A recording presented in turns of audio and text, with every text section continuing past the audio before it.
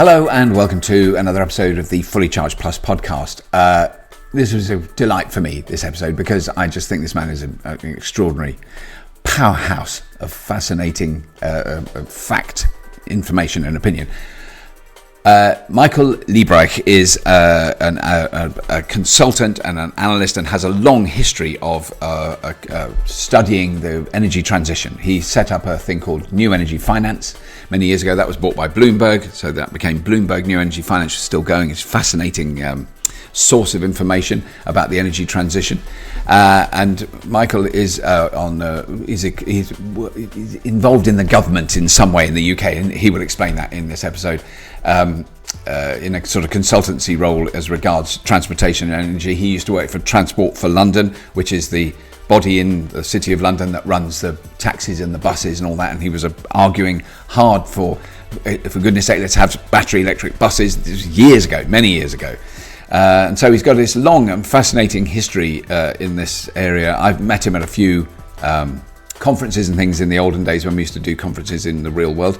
And he's been on Fully Charged podcast once before, but this is a great update. We also talk a great deal about hydrogen and what the role hydrogen has in the future, and electric aviation, many topics that are close to my heart in the world of Fully Charged. But before we start that, let's just have a very quick little word from our glorious sponsor who makes this wonderful podcast possible.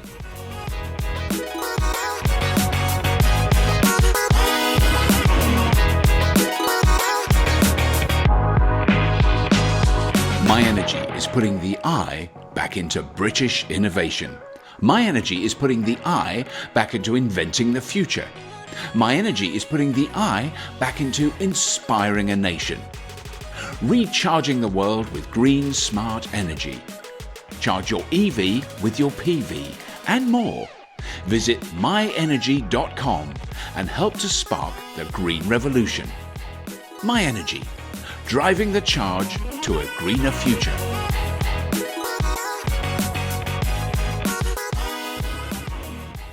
Okay, without more ado, please welcome to the Fully Charged Plus podcast, Micheal Liebreich. Micheal, I just want to say thank you very much for doing this. And also, I just want to say right at the top that I am a big fan of cleaning up. I'm a subscriber. I listen to every episode. You get the most extraordinary people on that I haven't heard of. I don't know. And then as soon as you hear what they've done, you've gone, oh my, that is amazing what these people have done. You get fantastic guests on your show. It's really impressive. Well, thank you very much. And I'm, we have a sort of small but perfectly formed audience by comparison to Fully Charged show. It's minuscule, but it's a lot of very influential people, and I've been having a lot of fun talking to these incredible guests. Some of them you would have heard of. I mean, some I have. That's true. Yeah. No, it's not fair to say none of them. Sort of the Tony Blair that we've got. Tony Blair. I vaguely heard of him. Yeah, remember him? We've got also coming up. We've got two fantastic episodes. Lord Brown. Formerly the CEO of BP, and also Johan Rockström, the planetary boundaries expert, who's got a new Netflix documentary with David Attenborough. Fabulous episodes. Right. Oh, brilliant. Oh, well done. Oh, well, I'm very impressed. Well, I would just want to tell all of our listeners, a few of them, to have a look for Cleaning Up with Micheal Liebreich. It's very, very good. I'm very impressed with it. But no, so what I was so pleased when I knew we were going to do this that I then read, I think completely, I don't know how it came into my world, but the interview you did with Recharge about hydrogen, because it's a topic that keeps coming back. And I've always been a bit on the fence. I tend to be on the fence on numerous topics, and it's quite uncomfortable. I think I'm suffering from chafing from sitting on the fence too much. But and I've always wanted to say, I'd rather, if I'm cycling through a city, I'd much rather be cycling behind a hydrogen bus or truck or car than a diesel one, because, I'm breathing in the air and it's cleaner and there's just some water coming out the back.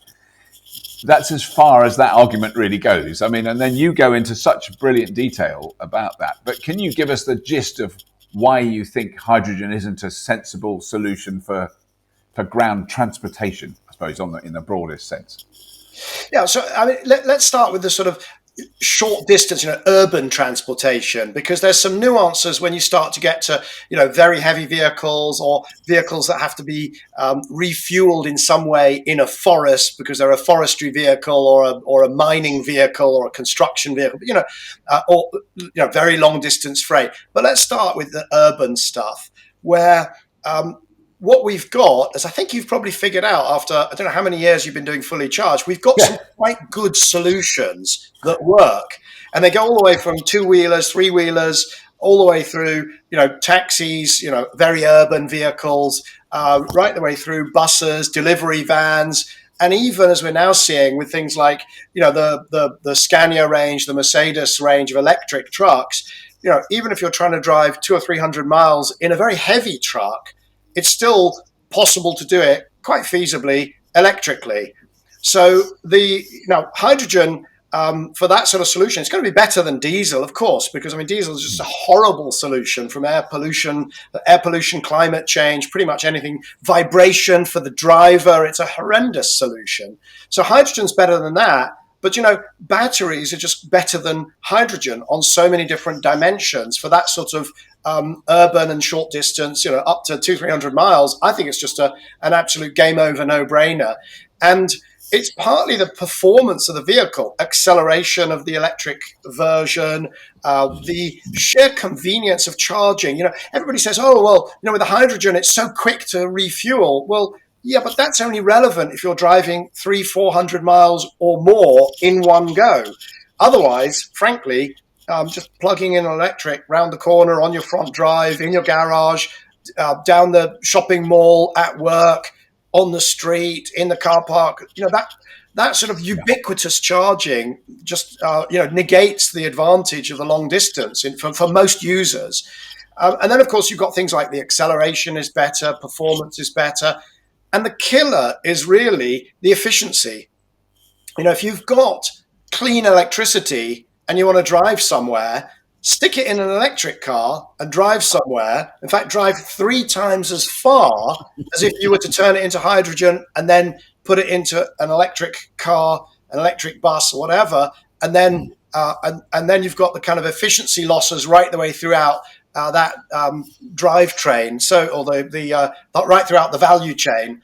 So for me, it's I'm sorry, but it's kind of a no-brainer for that set of use cases. I think the other things that you highlight in that interview is that it's the colours of hydrogen as it's referred to. The grey hydrogen, the blue hydrogen, the green. The blue. I don't think I'd heard of blue hydrogen before. I'd heard of grey, i.e., which is where I think it's roughly 95% of commercial hydrogen at the moment. Is it more than that? Yeah, it's more. Yeah. It's basically from natural gas. Or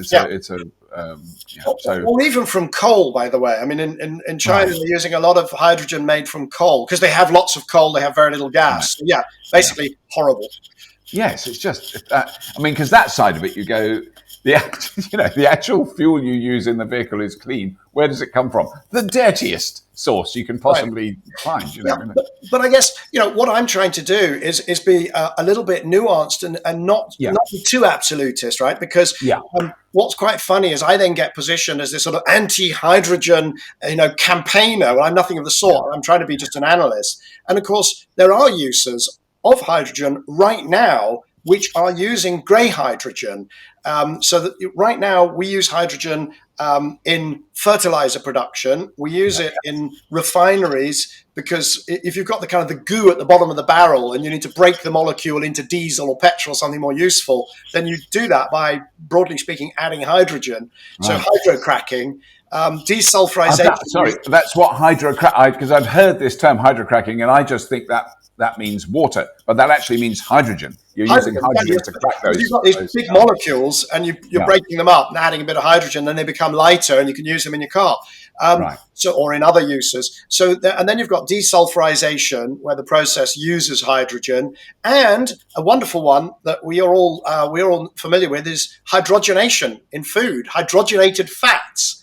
To make your butter spreadable and those sorts of things. Yeah, that's hydrogen that's used. Margarine, that uses hydrogen as well.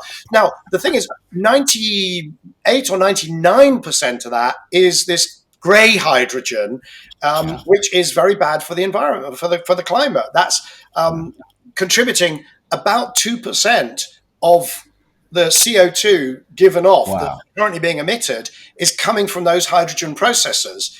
Right. Wow. So what we're doing is we're taking a hydrocarbon, either gas or coal, mostly gas, and then we strip out the carbon, combine it with oxygen, and off it goes to warm, to melt the glaciers and the ice caps and do all those bad things. And we keep the hydrogen and use it to make, margarine or fertilizer, more to the point. Now, what I said in that recharge piece is, well, hang on a second. Why are we having a big discussion about, hydrogen taxis, hydrogen buses, hydrogen cars, when there's this 2% of the emissions that's getting off scot-free? We're not having that discussion about, why, and very often it's the same companies that are promoting hydrogen for transport and then gaily, making hydrogen from natural gas and releasing the CO2 to use in their refineries or in their fertilizer processes. So there's a kind of cognitive dissonance. And I suppose I kind of in that recharge piece, I sort of said the quiet bit out loud, saying that I wasn't happy with that sort of lobbying. Yeah. Yes. Well, I mean, it's because it's very, very apparent. In fact, there's been an amazing video recently on YouTube, which is interviews with a couple of guys who used to work for Exxon. And they're just they're not sort of saying, they're not like admitting it or shamefacedly coming out. They're saying, oh, well, no, we were deliberately trying to delay any activity on climate change or changing technologies. That was our job, was to delay that as long as possible. I mean, and there is an element of that within this is what worries me about hydrogen, because I want it to work and be a good thing. But when I get attacked, which occasionally I do, by, oh, you're a battery fanatic or something. No, so not, but I do question some elements of the hydrogen argument in that sense. Yeah, I think what I kind of hinted at in that piece, and I think that, the journalist there, who's a good journalist, kind of maybe structured the article. Oh, right, okay. Sort of saying, well, is it just intentionally sort of slowing down the shift? And actually, the example that I would give is not really from the oil companies. And the ones I've met, I haven't met anybody being cynical. No. The interview you talked about is two people who cynically were lobbying in Washington to kind of undermine climate action. I've got no problem with people lobbying for hydrogen or for any other solution. No. It's a clean solution. Go lobby for it. That's what your shareholders kind of pay you to do. I only have an issue when it is cynical. If people know that it's not going to work, but they're lobbying anyway because they know. And the way I phrased it there was, I said, look, it's a two-way bet, because if hydrogen is a magnificent solution for anything and everything, then that's great if you're an oil company, because there you are. The world deals with climate change, but uses an inflammable gas, which you've got lots and lots of capability to produce, to move around, to safety certify, to train people in, to sell to people, etc. So that's great. And of course, if hydrogen turns out to be a complete dead end and it sort of doesn't work economically and whatever, then you can feel quite happy because you've got another 5 years out of selling your natural gas or whatever it is, because you've delayed things. So maybe, look, as I say, I kind of said the quiet bit out loud. Because normally I start from the position that most people are actually in good faith doing this. Yes. Well, certainly, I mean, the engineers I've met, the people who actually built, for instance, like the Hyundai Nexo, the Honda Clarity. I'm trying to think. I've driven three. There were Toyota Mirai. The Honda Clarity has been withdrawn. Yes, it has. Only the Nexo and the Mirai left of hydrogen cars. But the people that built those cars were not sort of secretly cackling in some quiet room. They were really committed to making that system work. It's not. I certainly wouldn't criticise them. They were, and I think there's an interesting question about why some of the Asian car manufacturers have been so committed. And I can sort of analyse the Japanese corporate psyche and say, well, it's because in the 1970s oil shock and the 1980s, there was this real kind of fear that Japan particularly would be cut off from sources of oil. How would you actually have a transportation system? And at that time, batteries, lithium ion was, I don't even know if lithium ion had been commercialized for pocket calculators. I wouldn't think only just if it had at all. Yeah, really early days. Yeah. So hydrogen looked like the only solution. And then maybe it's a culture where it's a little more difficult to do a U-turn than than an Anglo-Saxon culture or even a European culture. I don't know, but talking about slowing things down cynically, I mean, there I did see this at I was on the board of Transport for London, and we had a few hydrogen buses, and I was saying, look, Shenzhen's got 16,000 electric buses. Yes. We've got, 100 at the time. We had about 100. Can we stop messing around? This is a proven, scalable solution. Yeah. Theoretically, thermodynamics, microeconomics, there's no reason why hydrogen would be better. Can we just get a move on? And right. I think that management, there were, elements of the senior management, particularly one who's no longer there, who were absolutely saying, but wait, because hydrogen might be the solution. And right. And even now we see that there are new hydrogen buses that have been acquired, by TfL. And I'm just, all it's going to do is slow down a transition to a fully clean transport system in London, in my view. Yeah. No, I mean, I'm with you entirely. And I mean, also particularly in that use case, I was in London last week and I saw two pure electric buses. Now, they were both Chinese ones. They were BYD, but single deckers. And you just think, what a relief to see that. Because I lived in London for 15 years, cycling around everywhere. Buses were always the smelliest. Buses and taxis were the smelliest challenge. And I was walking along a street and there was a load of electric taxis and then electric buses. And they're so obvious it works. What does that bus do? It goes from depot A to depot B. It then gets cleaned, it gets charged, it turns around, it goes from depot B to depot A. That's all it does. It doesn't go up the motorway to Scotland, ever. It's never going to. No, that's right. And I don't know what the average miles driven, but, it's going to be 100 miles plus or minus for a bus in London, maybe 120 for some of the... In a day, I doubt it's even that much. It's 100% doable. There is a challenge that a lot of those depots and garages don't have enough juice coming into them. So you do need to invest. And you probably also need to think through your usage. What you can't do is have all the buses come in and recharge, at the exact, at the most convenient moment, maybe at the first moment when they come off the service. Yeah. So you're going to have to do a little bit of sort of, that kind of linear programming, work out which ones get charged. The other thing you could do, of course, is you could put in contactless charging at, sometimes you'll have the bus that will go to the end of the route and then also sit around and wait there. And then come back. Well, at those locations, you could have contactless charging in the bus lane or in the, in the wherever it is parked up at the outside the garage. But that is investment. And of course, I see dozens, hundreds of investors who would say, "Come and talk to us. We'd love to put money into that sort of thing. We could do the capital cost, and then the bus companies, combination TfL. There's money in the government for clean transportation.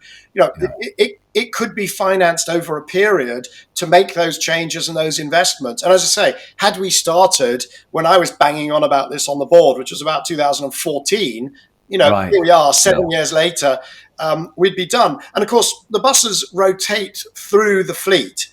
So you can't just say, here's a solution. Next year, we'll have 100% buses. You've got to let the bus companies cycle it through and move those other, the older buses go out to places where they're not used as much and so on. But we're here we are, 2021, still talking about it. It's yeah. No, I mean, it is heartbreaking. I mean, let's move on. But I mean, it is just that frustration of, that. I think that's probably what upsets me the most is I've been in them, when we test driven them, I've seen them, they work. And we had our Southeast Asia correspondent, Elliot, go to Shenzhen, go to one of the bus depots.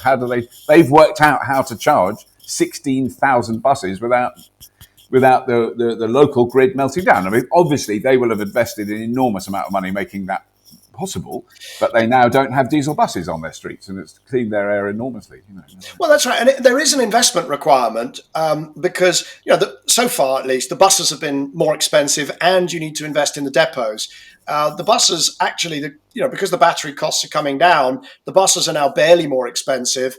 You still have to invest in the depot, but of course you don't have the diesel costs. So you do a total cost of ownership calculation, and it comes out equal or better already. And of course, we know which way the wind is blowing or which way those trends go into the future. Yeah. So to my mind, it's a no-brainer.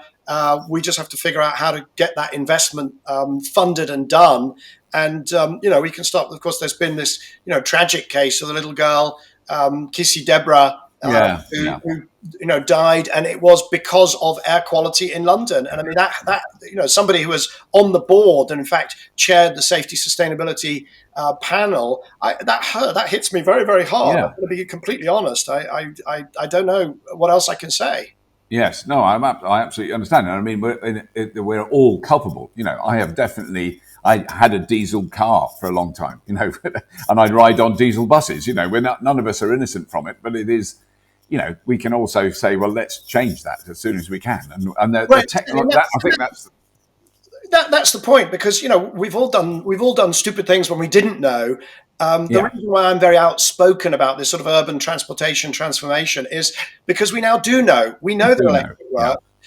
We know that there's really no great barriers, and so now not to go sort of full speed ahead is really, then it really does become culpable. There's just no question. Yeah. I mean, because that's one of the sort of things that you have a much better grasp than I do. I've got a vague amateur opinion or understanding of it, but the energy transition around the world, the sort of global picture of it is I do find fascinating, and I do read and study it as much as I can. But how do you think we're doing in the grand scheme of things, sort of globally, rather than sort of locally in the UK or in Europe necessarily, but in terms of the kind of global attitude to the notion that we have to wean ourselves off fossil fuel? I mean, it's such an enormous task. It is. It is a colossal task. It is truly colossal. You only have to look at the curve of how emissions have just been growing relentlessly for 150 years. Yeah. We have to undo all of that for what the scientists say is necessary for a 1.5 degree world, which would be sort of broadly recognizable. We're talking about you have to get off that in 30 years. Yeah. Now, my view is, if you ask how are we doing, we are not on track to get off fossil fuels by 2050 in 30 years. That we're not on track for. And so we're going to see some damage. We're already seeing some damage. You only have to look at the heat wave in Oregon or in California. You look at we all read the same news, right? So there is damage. I think that we are, if you look at the trajectory where we are today, we're on for about 3 degrees of warming, which is a horrible, horrible place. Now, if you talk to Extinction Rebellion, they'll bend your ear and they'll talk about these scenarios, the most extreme scenarios, which are sort of 4, 5, 6, 7 degrees, and they'll try and scare the children and do all sorts of horrible things. We are not headed there. We're headed to 3 degrees, and it's plenty bad enough to get me up in the morning worrying about it and trying to see how to move the needle. I think if you look at all of the pledges, the net zero pledges that have come in around the world ahead of the COP26 conference in Glasgow later this year, there's been 60, 70 countries have said net zero, mostly for 2050. So all of the EU, the US, Canada, and so on. China, Brazil, a few others are talking about 2060. If they were to deliver all of that, then we'd probably be on track for about 2.5 degrees of warming. And my sense is we can probably beat that, because I'm a big fan, a big supporter. I think the engineers are just smart. And I think that some of these trends can accelerate beyond what we believe and beyond what we kind of put in the bank today. So if I had to say where we are from a perspective of climate, I would say, do you know what? I think we can hit 2 degrees of warming, not 1.5, but not 3, and certainly not 4, 5, 6, 7, 8. Right. Yeah. But 2 degrees don't that's still a pretty bad. I mean, we'll still have to invest to help the people who are hardest hit. It's still going to be a world which is not fully recognized, when there will be no Arctic sea ice, so there'll be different shipping channels. If you know and love glaciers, which I do because I'm a skier, you better you should start mourning them now, because most of them will be gone, and there will be potentially very substantial impacts on some of the poorer parts of the world, where there'll be there could be big disruptions to rainfall patterns. And I mentioned, so I apologize to plug cleaning up, but I had Johan Rockstrom on, and his episode will be out shortly. And what he has been sort of trying to be really clear about is, let's say we could stop the warming at 2 degrees, and we sort of think, "Oof, thank goodness we dodged that bullet." However, it could have tipped us over into a new climate regime, which would really start to do things like raise the sea levels in 2, 3, 400 years. So we might have dodged the decadal bullet, but we might not be dodging the centuries-long bullet. And then you can say, well, at some point you think, well, I care about me, I care about my kids, I care about my grandkids. Maybe 300 years, who cares? But I do, because I would I want London to be this thriving metropolis 1,000 years into the future, not half underwater. I mean, it's a less urgent concern than about about anybody who's alive now or in the next, let's say, 50 or 100 years, but it's still a concern. Yeah. And then I come back to your question about how we're doing. Of course, that's the sort of climate science bit, which I'm not really qualified to talk about that much. But, on the transition side of things, on the energy, on the transport side of things, I mean, we are in a different space from just every, I would say, 3 or 4 years. It has just ratcheted up in not just intensity of desire in the community, but also just the solution set that we have at our disposal. Even, 2, 3 years ago, you could say, right, wind and solar. Yeah, I think for you and I, it was absolutely clear. Electric transportation, huge, big contributor. But we were not talking about aviation, shipping, steel, cement, heating. How many people were talking about heating 3 years ago in the UK? How are we going to get net zero heating? And now I'll tell you, Treasury is thinking about it. I'll tell you that, all of the government departments, BEIS, are thinking about it. And around the world, it's the same thing. So the understanding that we have to shift and the real problem solving about how to do it and the finance world, it's just chalk and cheese. Yeah. Well, and also, I mean, it's what I find exciting is that the technology is either setting the pace or changing the whole argument. Because, when I first put solar panels on my roof, solar panels were definitely an elitist, luxury for people who had quite a lot of spare cash. It was very expensive to put solar panels on my roof whenever it was 15 years ago. It's now very, very cheap. It's not a luxury.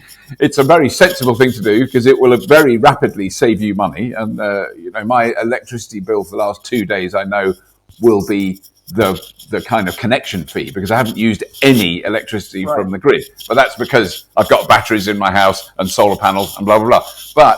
But often the technology shifts the argument and it goes, because 20 years ago, you go, well, I'm only going to drive an electric car.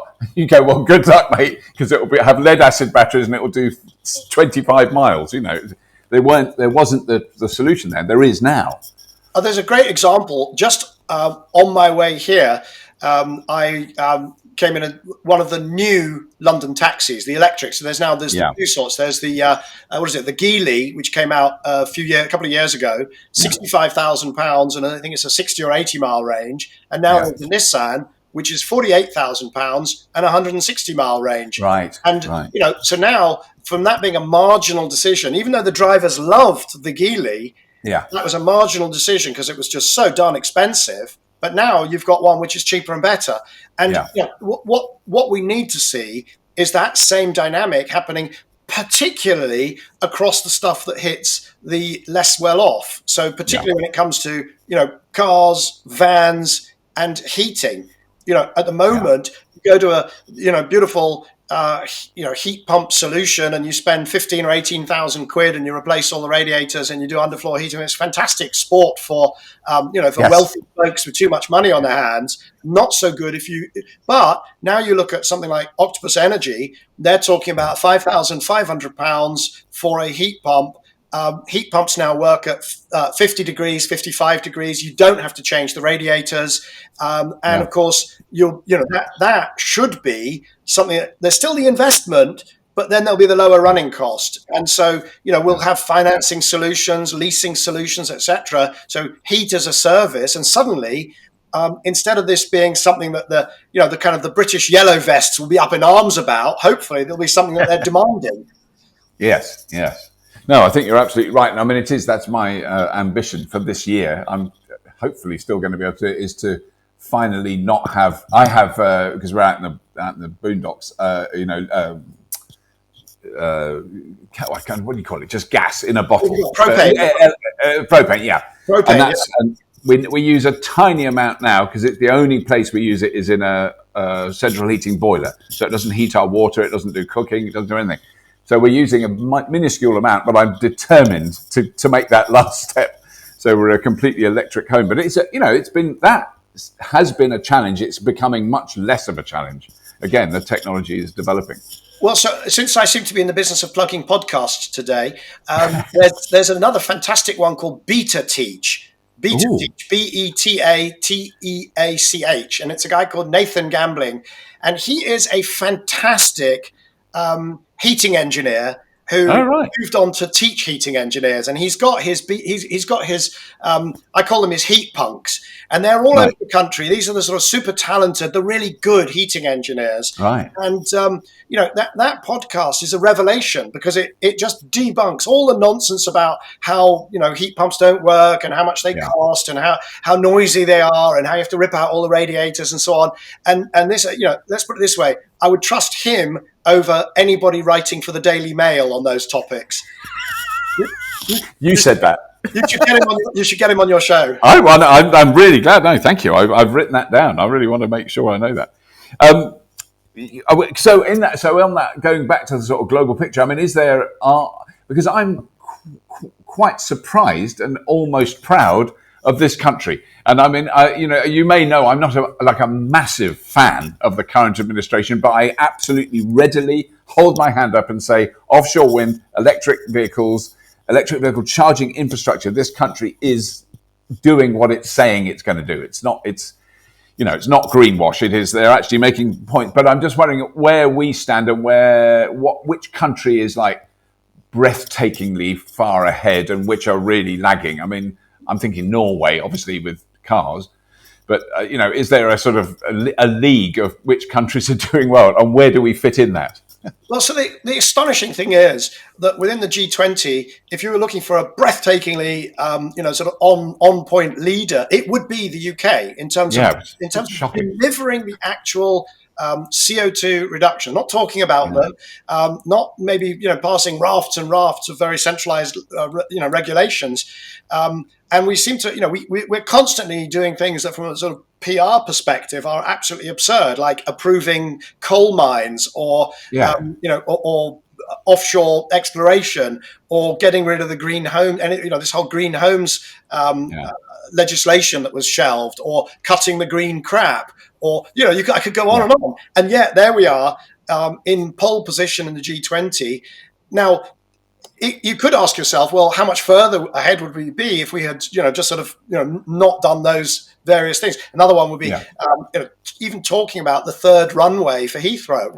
These are kind of inconsistent. However, we are in the lead in cutting emissions, and I think we're doing enough to make sure that lead is maintained in terms of EV charging infrastructure, in terms of getting rid of the internal combustion engine cars by 2030, those sorts of things. I think that will keep the pedal to the floor. We do need a big breakthrough on heating. We got, no pressure there, Robert, but you do need to kind of help make sure we're on track for heating. Of course, It's not quite as exciting as jumping into the newest, ID4 or Tesla or Taycan or whatever and taking it for a zoom around some airfield. Yeah. But we do need the same excitement around getting onto the clean heating solutions. Obviously other countries doing certain bits better. Norway was an early leader in electric vehicles, but, it's got a lot of very cheap hydropower. So that was a no-brainer for Norway to go early.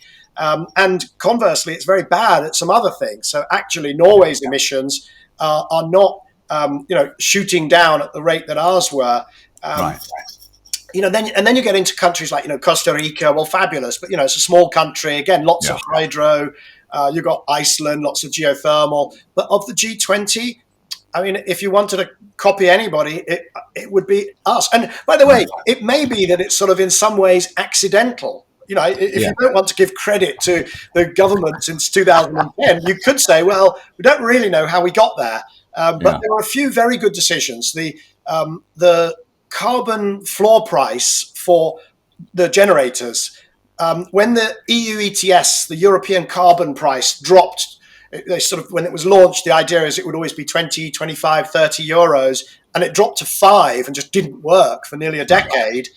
But the UK, under actually George Osborne, who was not much of a climate campaigner, let's put the opposite, but he put in a floor price, and that meant that people really did want to get off coal. The investors really wanted to get off coal. And then there was a decision. The second big thing you'd point to is the decision to get completely off coal by 2025, because that was that just locked everybody into saying we're doing this. And then you start innovating and you start pushing for more wind or more gas or whatever you need to do to keep the lights on. We've also got the slightly dubious decisions around things like Hinkley that are along the same, that happen at the same time. So we've not done everything right by any means, but I think we're doing better than pretty much anybody else. Yeah. I mean, we do have an enormous geographic advantage in the sense that we're an island with an enormously large sort of shallow seas around us. I mean, that's one of the things about Japan, which I had never even thought about, but I didn't realize that. But Japan as an island is basically a mountain in a very low valley, so that which is why tsunamis happen. I didn't even know that. But, they don't have this big sort of coastal shelf that we have. That's very easy to. That's right.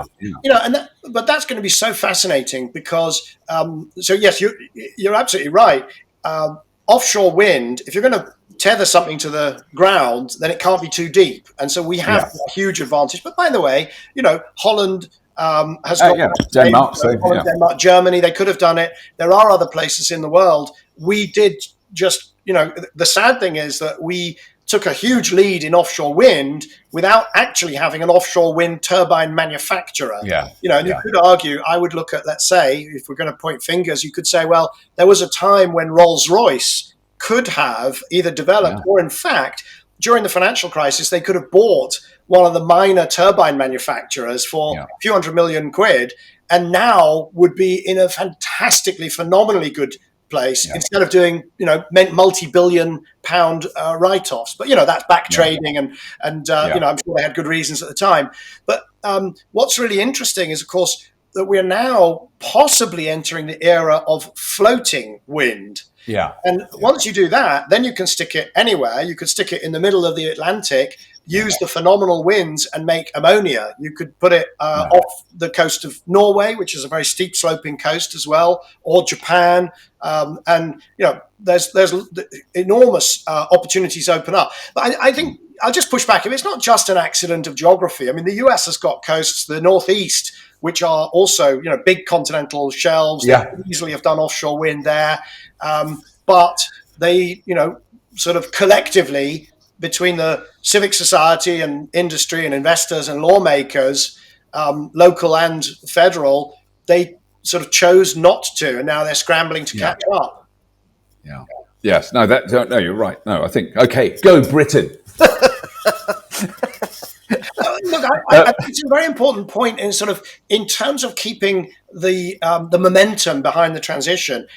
Something that I think it's really important that people realize that in a world of a net zero transition, there's a question: is that a good world for the UK, or is it a bad world? And the answer is phenomenally good, right?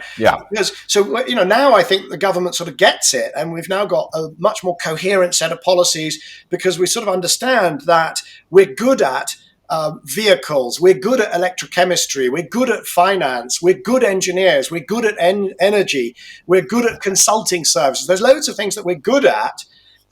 So a world that's transitioning is actually a very good place for the UK. And I think 5-10 years ago, there was this sense particularly amongst a lot of conservatives, that a world transitioning is this very threatening and scary place where, things will just become more expensive, mass unemployment. Why should we go there? And so on. So the debate publicly has shifted, but it needs to shift more. Yes. No, I think you're absolutely right with that. And I think it is that I've really sensed that shift in the last 10 years. So that the even if it's a begrudging acceptance of the fact that we need to change and we can't carry on using, in the world that I operate in, internal combustion engines, it is really interesting that it used to be electric cars. I used to do a talk called "Electric Cars Are Rubbish, Aren't They?" where I then argued that they weren't. And I had to change, even in the time I was doing that, which is kind of 5-10 years ago, I had to change the punctuation. So it was electric cars are rubbish, full stop.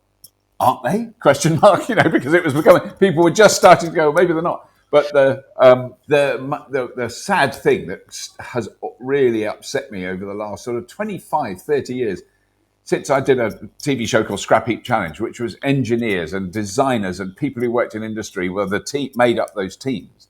And it was really obvious that we had this incredible, well, in a sense, legacy of engineering prowess and brilliance and clever stuff that we built all over the world.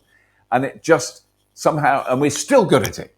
But what we're not very good at is commercializing it, which is, it's a boring trope in a way, isn't it? Because, even the lithium-ion battery, where was that developed? I've always assumed Japan. No, Oxford, in a little laboratory in Oxford. And then a man from Sony came and said, oh, I'll have it. That's right, that was Professor Goodenough, wasn't it? Professor Goodenough, yeah. And the amount of stuff we've invented in this country and then barely made anything of is, certainly post-war, it does seem to be a thing. I think we sold trains to everyone up to, 9. I have this fabulous set of books that I inherited from my dad called Engineering Wonders. And they're massive, heavy, thick books and everything you see in it is made in Doncaster and Sheffield and Leeds and Birmingham. And it's, bridges, there's huge things in India and in China and all over the world. We were building stuff that was going out to, we kind of don't do that anymore, which is sad. Yes, I'll come back to that in a second. I just want your talk about electric cars are rubbish, full stop, aren't they? You could translate it into German right now and you'd still have a fairly ready audience because there's a big pushback there still. Yeah. Orchestrated by, there seems to be a little clique around Robert Bosch who make fuel injectors and they still don't want to believe that all of that has to be written down to zero. I don't know if you followed the Aston Gate. There was this there was a scandal which I uncovered where there was a whole bunch of companies around Aston Martin putting out this report saying, oh, we shouldn't go too quickly to electric cars. Maybe the answer is e-fuels. And I'm like, no, it's not e-fuels. And we discovered that Robert Bosch was paying the wife of the government policy lead at Aston Martin to put this leaflet out and so on. So there's definitely a resistance still, but I think it is largely still in Germany. But coming back to the UK, I actually think there's a good chance that the planets realign around. Well, that's what I'm thinking. Yes. But we do have, I think characterizing the UK as having sort of moved away from manufacturing and we kind of can't commercialize. What we actually did was we moved enormously up the value chain. So what percentage, this, of racing cars, global racing cars, what percentage are made within sort of 150 miles of Oxford? Yes. It's a huge number. And we're really good at whether it's, carbon fiber, graphene, all of the electrical engineering, motors. A company called YASA, you may have come across. Amazing. Yes, no, I've been there. Amazing what they're doing. Fantastic stuff. But then you can ally it to, we've also got Lord Foster and Lord Rogers, these great architects. And you've got the engineering companies, the sort of, the Arabs of the world. We're actually really good at engineering still. And what we're doing is supporting it as services. And then we can wrap it with the finance, because we've still got the City of London, which still is the global lead, despite Brexit. It's still the world's number one financial centre, particularly for green finance. And they really get it. You talk to the Lord Mayor about green finance, William Russell, and he is 100% on board. So there's a good chance that this moves us up. I would say we're already in the A League, but really cements our position at the top of the pack. Right. That is really encouraging, and certainly I get the feeling that a lot of the kind of innovations, and for aerospace in particular, we're doing stuff with Rolls-Royce at the moment. We're filming stuff they're developing because they are now developing electric propulsion. So what would be a wonderful result in, say, 10 years' time is, yes, Rolls-Royce missed out on really making money out of offshore wind, but they did really well because I'm now flying from London to Paris in an electric vertical takeoff and landing passenger plane, not a little taxi. They're working on some seriously chunky aerospace stuff with Airbus Industries and everybody. It's a big. I did not see that in 10 years ago. I did not ever think we'd see electric planes. Yeah, it's very interesting. To that point, I spoke to Bertrand Piccard, who's the guy who flew around the world in an Around the electric world. plane. Yeah. And I remember a press conference before he flew, and he was asked by a journalist, "Does that mean the future of air travel is electric?" And he said, "No, no, no. Yeah. Solar Impulse is a technology demonstrator. It's to get people to change their mindset, to innovate, but no." After he'd been around the world, I saw a press conference. He was asked the exact same question by a journalist. Does that mean that the future of of air travel is going to be electric? And he said he thought probably yes, up to about 50 seats. Right. And that was about 3 years between the two. Now, Right. my my calculations, my assessment is probably up to about 20 seats. I could really see it. But when you go to the bigger planes tend to go longer distances. Yeah. And it starts to get really challenging because Yeah. the battery energy densities are just not there. So Yeah. I think we need to be a little bit careful about, declaring with hydrogen car in the city, a hydrogen taxi or hydrogen, urban bus, I think we can pretty much say it's game over. But Yeah. hydrogen for aviation, I think that's Could be. we're a Could be. long way from being able to say that. Yeah, yeah. No, I think you're right too. I mean, I don't. I mean, I was just excited by the kind of their enthusiasm in a sense, but I mean, they're also not saying next year you'll be flying. They're saying it is 10, 15 years away to develop that sort of thing. There's been just a couple of days ago, there was the announcement of the plane is called the Alice, which I like. Yes, I want to fly the Alice because my wife I is want to fly in the Odyssey. So I'm keen on that one. Apparently, it's going to go through certification next year and first passengers 2024. So even if you add, 5 years to that, that's 2030, and I think that's a 12-seater. Yeah, And that, I think, is within the bounds of physics. So, that is pretty exciting. yeah, yeah. Oh, it is. It is extraordinary. That's very excited about beta tech. The other one that I think is Need to teach, Robert. beta teach. Sorry, I have written it. I have written it down correctly. I just read it wrongly. Yeah, Beta teach. because what he's trying to do is teach engineers to think again Yes. after the years when we just said, "Oh, bang in a gas boiler. You don't need to think." Yeah. He's trying to teach us to think again.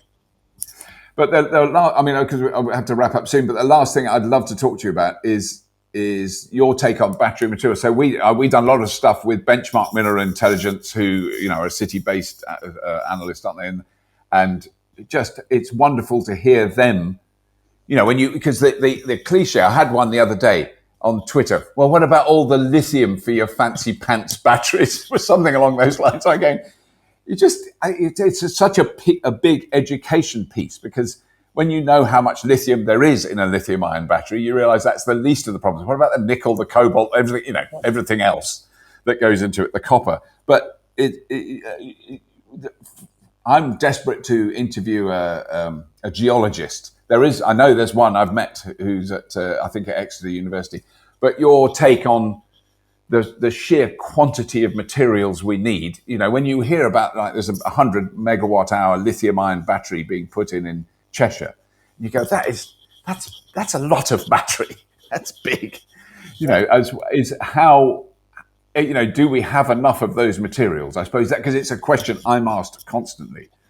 About So that. one of the things we did back when I was with Bloomberg New Energy Finance, and we started to really understand that from the kind of consumer perspective, the electrification of transport, was going to be the hands down winner. But that question of are there enough materials just loomed large. I'm talking about, we were probably talking 2012, 2013. We really went into it in great detail.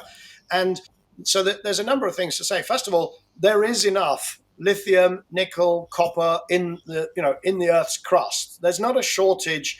There's no fundamental shortage of any, even things that are called rare earths. They're not really rare at all. They were called that back in the mists of time. They are, but there's still a lot of concerns that have to be addressed. So one concern is, first of all, plenty of them there eventually. Are there enough to hit the 2030 targets, to get rid of internal combustion cars on that sort of time frame? Well, we sort of look okay till about 2025, 2026. There needs to be investment. And then after that, there really needs to be a lot of investment, Right. because the volumes start to really take off. And if we want to get, right now we're talking about there's 12 million electric vehicles on the roads, and there's a billion, depending on how you define whether it's cars or cars and light trucks and so on, you might be as much as 1.4 billion Yeah. Cars and light trucks on the road today. So, and you probably won't. We're probably at peak fleet because you start to use digital technologies to get better asset utilization, and I don't think we're going to get more and more cars and trucks and buses and everything all the time forever. But you're talking about something like 100x, more that's going to be embodied in the fleet in 30 years than there is now. So there's clearly got to be a huge amount of investment in the supply chain. There's also got to be, that's got to be done responsibly. What we can't do is to say, we're going to need lots of nickel. Where's the nickel? Well, the nickel is Indonesia, and Indonesia is big and underdeveloped and corrupt, and so it doesn't really matter. We'll go in there and we'll mine that the same way that Cecil Rhodes would have mined it in the 19th century. No, we've really got. I mean, and I'm not saying that any company is there today, but we've really got to take stock and make sure that we are doing things with consent of the original peoples, of the Aboriginals in those countries, wherever that is relevant. We've got to do things that are just responsibly done. We've got to do green mining, whatever that means. We better be figuring out and doing it, because otherwise we lose the legitimacy to maintain our lifestyle by driving electric cars or jumping on an electric bus or flying a sustainable aviation fueled plane or an electric plane. It's not legitimate unless we can mine the minerals responsibly. The other things, of course, we've got two other points to make. One is, you've got two other concerns. One is recycling. This idea that we're going to work so hard to get minerals responsibly and then just toss them on the scrap heap at the end and just, let them leach into the soil, into the water from the landfills. That's not going to happen. These are very valuable materials. There are already, recycling plants running. There are endless startups, I can tell you, because most of them come talk to me, that are looking to recycle different bits of the value stack. So I think we will be doing a lot of recycling, and recycling will get really sophisticated. It's not just, recycling isn't just, end of life. It is actually reusing the battery, reusing the modules, reusing the cells, and only then, if that doesn't work, will you grind them up and then take out the minerals that you need. So there's going to be a huge back end value chain that is in development, and it needs to be. I mean, let's make no mistake. That's what we need to see. But I think that there's no technological reason not to be able to do it, and the economics just get better and better over time. And then the final concern that I would raise, though, is that we have to be very careful that we don't move from sort of over-dependence on OPEC for oil and move to over-dependence on China for clean energy metals and batteries and battery materials. Because, right now, they have got up to 95% of some of these materials, the processing, not where they extract them. They can extract cobalt in the DRC, in Congo or wherever. But even if it's extracted in Australia, China has a huge market share. Now, one of the reasons that it's achieved that, it's been very strategic. Another reason is actually very poor environmental standards in their battery materials processing or in their materials processing industries. So we are free riding on environmental problems in China, but we've made ourselves very, very vulnerable from a sort of security perspective. And I think the next decade is going to look very different in terms of, our relationship with China. The US's relationship with China is going to become much more fraught, much more security conscious. And I think we're going to see some of that supply chain, therefore, having to move, out of China, potentially out of, some of the countries around China. But, does that mean that we can't have electric cars or electric transportation? No, it just means we need to have lots and lots of investment in, Australia, Europe, Canada, US, Latin America. That's going to be the story of the next, 10, 15, 20 years. Yeah, yeah. I mean, I think I've read now a couple of pieces and heard someone mention it, that the current the semiconductor chip shortage has kind of set off an alarm bell that isn't directly about chips. It's just, well, hang on, why can't, Mercedes can't make cars, VW can't make cars. They're closing down their production lines. Why? Oh, because of the chips. Well, where are the chips made? China. Well, China, and also, by the way, Taiwan. And of And course, Taiwan, and yeah. in certain types of chips, Taiwan has huge market share. And Right. that is a flashpoint because, of course, China still has its eye on Taiwan. And, Yeah. that would be something that, and that's a really difficult geopolitical challenge because you don't want to say, oh, well, let's just move the chip making away from Taiwan. I mean, this is a democratic country, 25 million people or whatever it is. And, good luck to them. They've created an industry, got a great position in it. What we need to be doing is making sure that China keeps its hands off. Yeah. I mean, it really is a very good reason to encourage manufacturing in the UK, basically, or in any Europe, every country. Don't just. I mean, because when we've had criticism for showing. For making shows in China, we've got a British guy that makes our shows in China. Elliot, he's amazing, and so we're seeing a whole branch of electric vehicles that we might see in 5 years' time when they get imported into Europe, but we're not going to see them for a long time. And they're so much cheaper. And I think that's a huge challenge for the established automotive industry in Europe and North America. I mean, because, who knows why they're so much cheaper, but boy, they really are, Yeah, But I mean, I think that my argument is we've offshored our manufacturing. We all know about it for the last sort of 40 years. Every manufacturing industry in Western Europe and North America went, oh, we can make it cheaper in China. Let's do it there. I mean, obviously, and Vietnam and everywhere else. But what I would say is that's what I would not like to see is a sort of the solution to security is nativism. Made in UK. Yes, exactly. The security in the supply chain comes from diversification.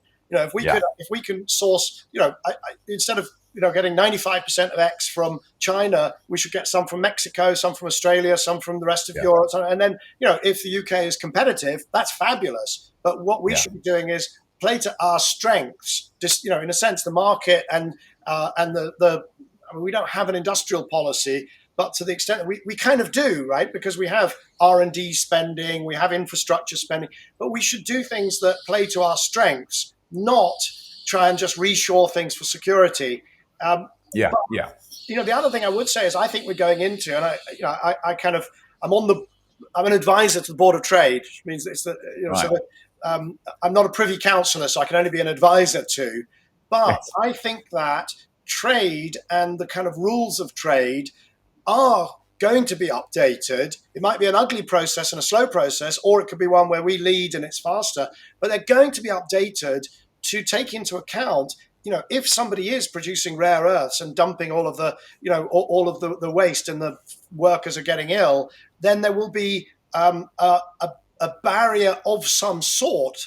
I don't know quite, we don't know yet how it will be priced in, but there will be those sort of environmental issues will get priced in over the coming decade or decades into supply chains. Obviously, carbon as well, right? So there's lots of discussion about carbon border adjustments, because if those Chinese, frankly, or Indian or Malaysian or any other cars are cheaper because they've got no carbon price and poor environmental standards and poor workplace, low wages, health. Well, low wages is an interesting one. There you would say, well, if they can compete through low wages and we can compete through a smarter workforce, that I regard as sort of fair. If they were competing because they are not investing in health and safety for their workers, I consider that to be illegitimate. So I think that you've got to be. It's going to be quite nuanced. It's not going to be a quick process to sort this stuff out, but we are. I think we're going to have to move to.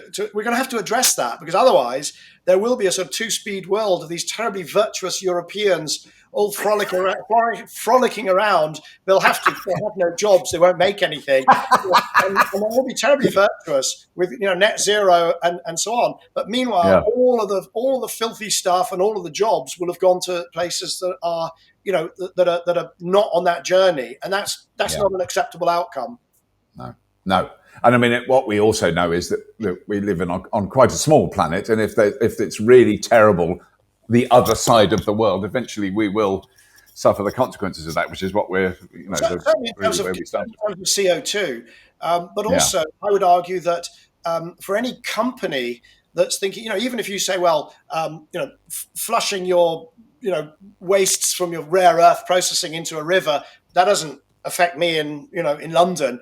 But yeah, any company that is buying those products, either the rare earths processed or products made with them, they are at the mercy of one tweet, one video yeah, that then lands them in a PR scandal if that's what they think they can yeah. get away with. So I think we're going into a world of tracking, and some of the technologies, distributed ledger technologies to track supply chains. So you will know exactly where everything comes from, Material comes and from, yeah. and so I think the noose. I would like to think that the noose is tightening on people who are breaking the rules or cutting corners environmentally or socially in producing all of this stuff, whether it's an electric anything, or whether it's clothing that's sold in Oxford Street. Yeah.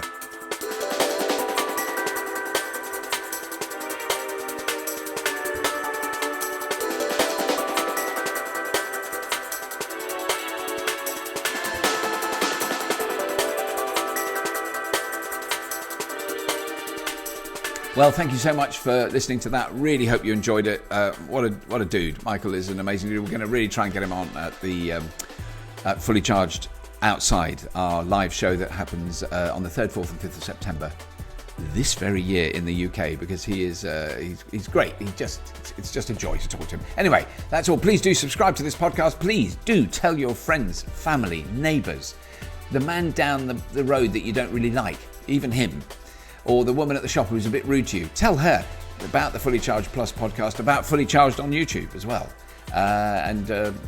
Please do subscribe on your favourite downloading app, podcasty appy thing. And also, if you are interested at all, you can have a look at the YouTube memberships that we're doing on YouTube, or even, dare I mention it, Patreon, which is what's really kept this show going, particularly for the last year. But we're really looking forward to seeing people at Fully Charged Live, except it's not called that, it's called Fully Charged Outside. Because if we called it Fully Charged Live Outside, that sounds right. When you read it, it looks like Fully Charged Live Outside. It's one of the quirks of the English language. That's enough. I'm going to shut up. Thank you very much for listening, as always, if you have been.